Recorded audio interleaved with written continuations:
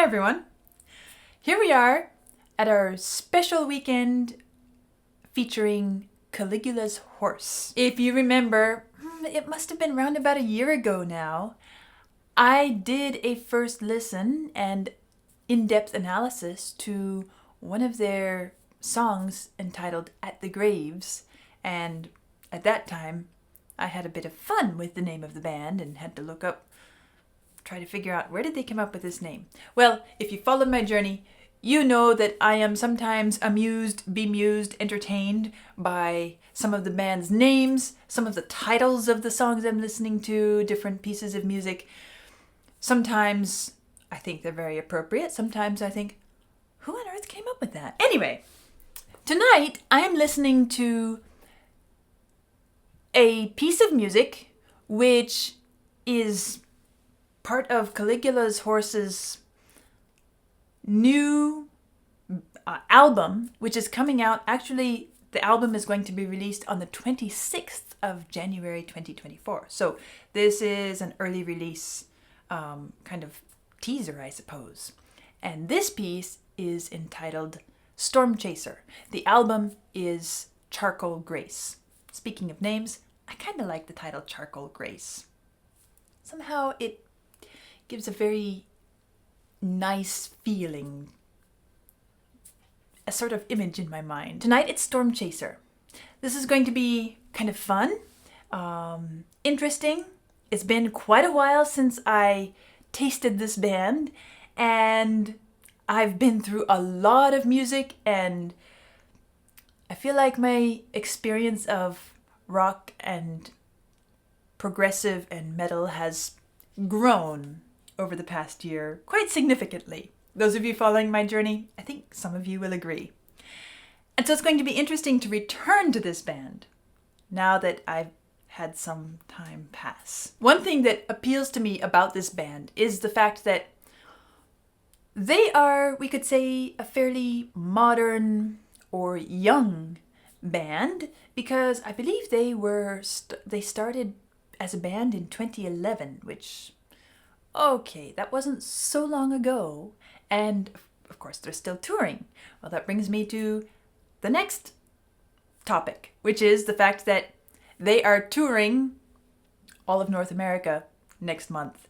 And as part of this special weekend, tomorrow, we are going to have a live stream on Virgin Rock channel. It's been a while since I did one. It's going to be fun. I'll answer some questions. We'll talk about various things. But as part of that live stream, we will have a special ticket giveaway. I have been given 2 tickets by this band to give away to you, my audience. And I'll explain how that all works tomorrow. So if you want to have a chance, show up for the live stream. And next month, as part of during their tour, they're going to be coming to Nashville, and I am going to have the opportunity to meet with Sam Vallon, who is the lead guitarist and the composer of the band, and sit down and do an interview with him. That's going to be a lot of fun for me, especially listening to one of their most recent pieces of music. Tonight, I'm listening to it now. I will have spent some time with it by the time I meet him. And it's going to be a lot of fun to sit down and talk to him about his work as a composer, how the band works, how he perceives his music, what inspires it, what he aims to achieve by it, maybe some of the techniques. And I understand that Sam Vallon is really quite well versed in the history and development of rock music, progressive rock music, and progressive metal, which I understand is the band's specialty. So all of that is coming up. So this special weekend is one part of this event, but it's going to have a follow-up video released next month after I get to sit down with Sam Vallon and do an interview with him. All that said, let's check out the Stormchaser.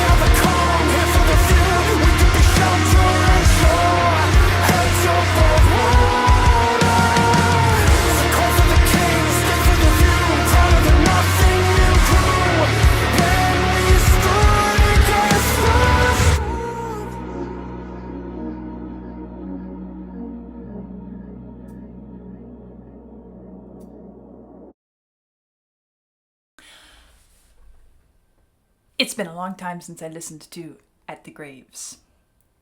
I do remember some things about it. I remember how it felt. I remember that there was a sort of feeling of stress in the music, at least my experience of the music, which was very uncomfortable to me at the time. And I am listening to see if I feel that in this song as well. And I don't. This one is different. I guess some time has passed. I'm sure, obviously, it's a different topic, so they seem to be modifying their musical expressions to suit the topic, which I always appreciate. As a musician, I like to hear the music reflect the emotions and the ideas and the image, the message that is being expressed, or we hope is being expressed. And even though this is rather metallic, it is quite expressive. And, well, I have to confess, I just recently listened to the Beatles song, which was the first instance of a fade-in rock music. And so now, every time I'm listening to a piece of music that starts with a fade-in, my mind instantly goes to that song and think, what did the Beatles start? This is one of those examples where, who knows? If they hadn't come up with it, when would it have been invented? I don't know. I'm sure it would have come up at some point, but we can blame it on the Beatles. There's quite a wide dynamic range that I'm hearing in this piece of music, and this last sudden drop-off in sound was really drastic. At the same time, it wasn't harsh. That was interesting to me. To have a massive drop, I mean, this was a big chorus, a really powerful chorus, and then it dropped off, but it didn't feel like somebody had just slammed on the brakes as I was meeting the stop sign. You know? Sometimes if a piece of music suddenly changes pace or volume, unprepared, it can feel rather brutal. This one didn't feel that way. It felt, well, it caught my attention. It was interesting, but it was not uncomfortable. I guess another thing that I didn't enjoy with At the Graves was the voice. I might have even mentioned that back in that first listen. Here, the voice feels and sounds quite nice, comfortable. It's interesting to see these lyrics, and they're expressing some kind of complex messages, ideas, in a rather sophisticated manner, I could say, in a way that is perhaps oblique or we can interpret it different ways. I'm not going to try to interpret this tonight. I'm going to ask Sam Vallon, who came up with the lyrics. I know he's the composer of the music. Who came up with the lyrics, and what does he, as a composer, aim to? Well, probably I shouldn't give out too many ideas, and they're just developing in my mind now as I listen to this. So, but anyway, that's a little teaser, I suppose, for you and for me, because I'm going to have to sit down and really think about all the things I want to ask him. Make a list so I don't forget anything. I want to back up and listen to this same portion again, mainly because I want to really get a sense of the start of this piece of music before I go through the whole work, as well as point out a couple of things that jumped out to me in that first little bit.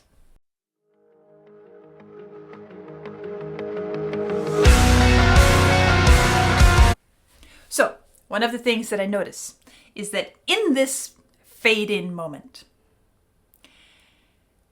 There is a sort of mallets or some other wooden struck percussion.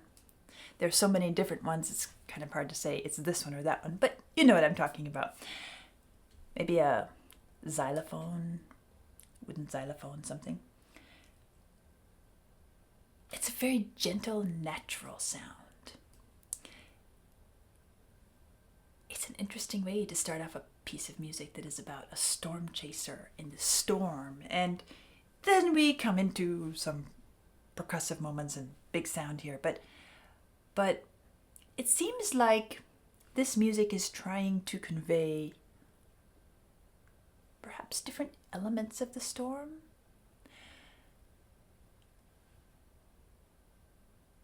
There's a sort of just little raindrops in the forest feel, just in this few seconds of opening, before we launch into everything else.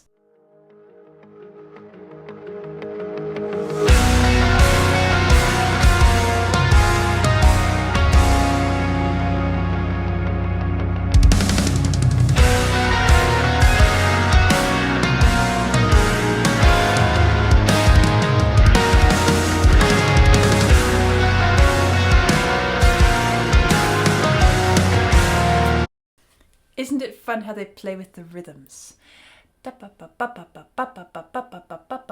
And then you wonder, is it triple it, or 1 2 3 4 1 2 3 4 1 2 3 4 1 2. It could be either or. And then before we really settle into what it is, then he starts playing with it. Bum ba da dum bum da dum ba bum, and we're being tossed around a bit rhythmically, without actually disturbing the underlying pulse. So, just like a storm might toss you around a bit, or toss something around a bit, the music is giving this rather unstable, a little bit disturbed, and yet it's not frantic, it's not a tornado storm. At least not yet. I don't know what's coming.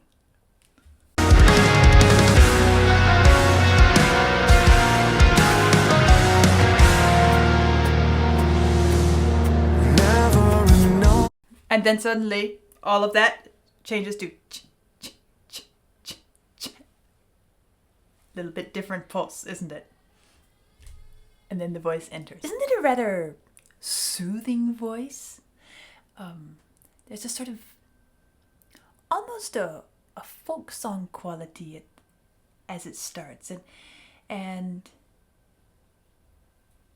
the melody has this nice rise and fall to it. And so this piece of music is starting out with quite a lot all at once. We have a rhythmically dynamic setup. We have a melodic rise and fall. We have all these different textures coming and going. I also like the way that when the voice enters, the instrumental mix backs off. It becomes very light and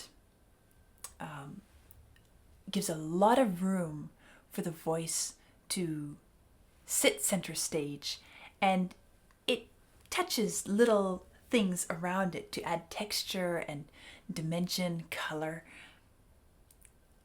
I like all of those things about it as it begins. You never thought it could change, you could stay the same. You never could see the water in spite of the rain. Then it rose and you dove just when you needed to flow. Listen to me, it took the trouble and there will be no reverse. This is a test, it's not a war. Watch as we weather the storm.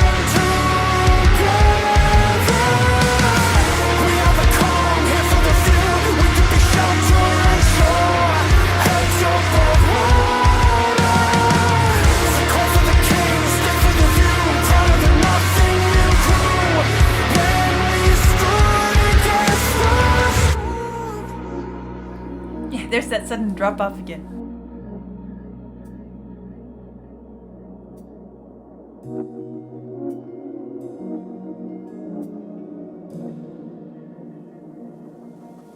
It's never enough. You're the first and last to know.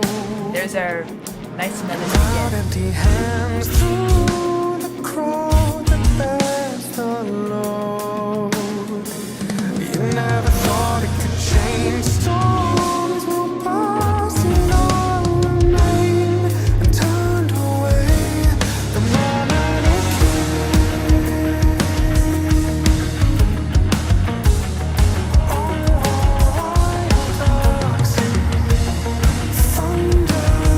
Interesting little ding, ding, ding, ding, ding, ding, ding, ding, ding, ding, ding, which is kind of what we heard at the beginning, but now it's a different feel to it.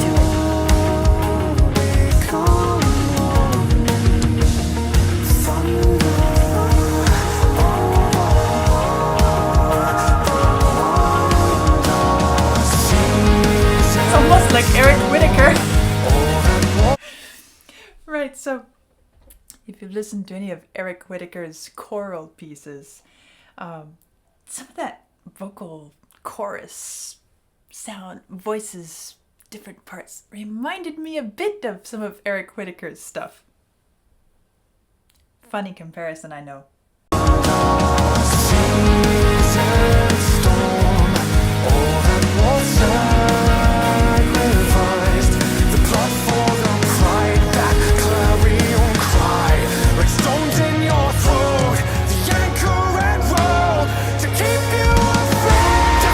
Nice build up there. Let's go back and listen to that.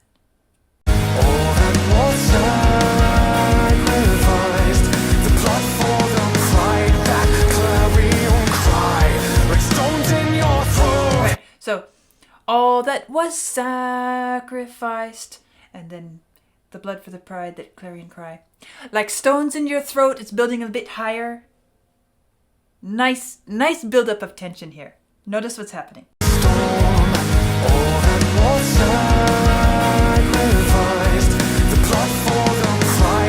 Relax a bit. A little bit higher. A little bit higher. And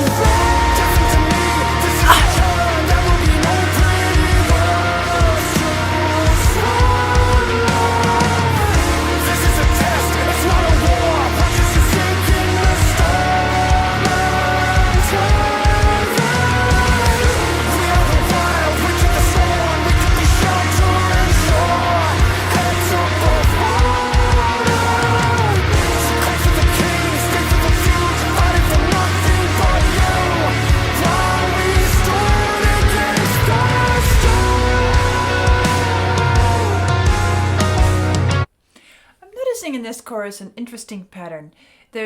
There are rapid, quick singing of a phrase, and then towards the end it rises and the rhythm is spread, expanded, stretched. Deafen to me, this is the churn. There will be no pretty words to swallow. This is a test, it's not a war. Watch as you sink in the storm, untethered. And it's as if it's pointing us, giving us a kind of a plateau resting place. Very often when we think about resting places in music, we think about a rise and fall and we come to rest. But this is more like we are moving, and then we sit up on a plateau for a moment. We have a sort of a vantage point where we can view everything around us. And with the lyrics, watch as you sink in the storm, untethered. So we're talking about sinking in the storm, and then untethered. It's as if we are lifted up to watch that happen. We are the wild wind to the scorn. We could be shelter and shore, heads above water, and we are lifted up to view that possibility, I can see that there has been a good deal of thought put into how the music sets certain ideas in front of us. And this last line, for we stood against or while we stood against the storm.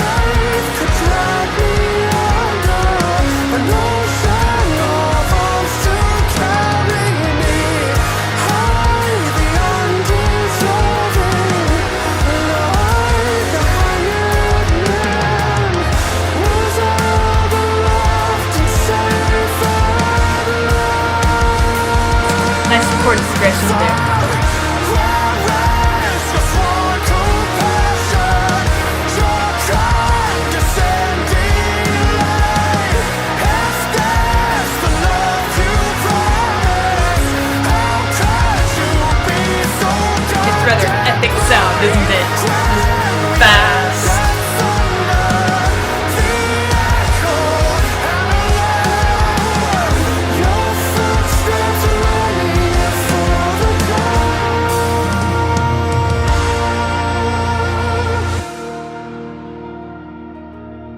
When we stood against that storm,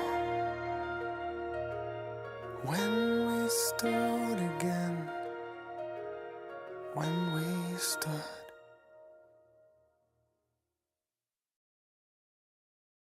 It really comes across to me as a reflective piece of music. I never thought of myself as saying that progressive metal would be reflective. But that is how this one strikes me. And I'm really looking forward to hearing your thoughts on it and how you perceive it as well. I'm especially looking forward to meeting with you all tomorrow during the live stream, especially those of you who love progressive rock and progressive metal music. Isn't it nice to be able to watch a musical style, musical genre, as it moves through time? And those of you who have been with the progressive style from the beginnings of its development, progressive rock and metal, and have watched it grow and develop. And now this is a very recent composition, just recently released. And it's nice to be able to see how modern composers of all genres take all that history has to give us and embrace it, and at the same time give us who they are in this modern age and their expressions that are contemporary to our lives and our worlds. It's nice to be able to experience that. Well, I mentioned Eric Whitacre. You might be interested to look up some of his music if you want a completely different style. It's choral, it's very different. But maybe if you listen to a few little samples of it, you might hear what I heard with the, I'm going to call it the choral bit. And it's an example of two different composers, two different genres, both modern, both in our lifetimes. And I also notice how this piece of music is very rooted in traditional music forms, in spite of its being very modern.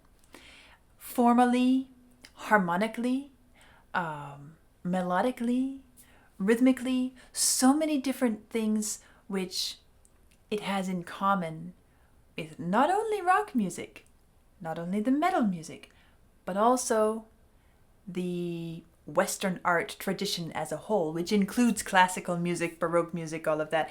There are some very solid forms and techniques being utilized here, which is fun for me to notice as I'm getting familiar with all these different genres.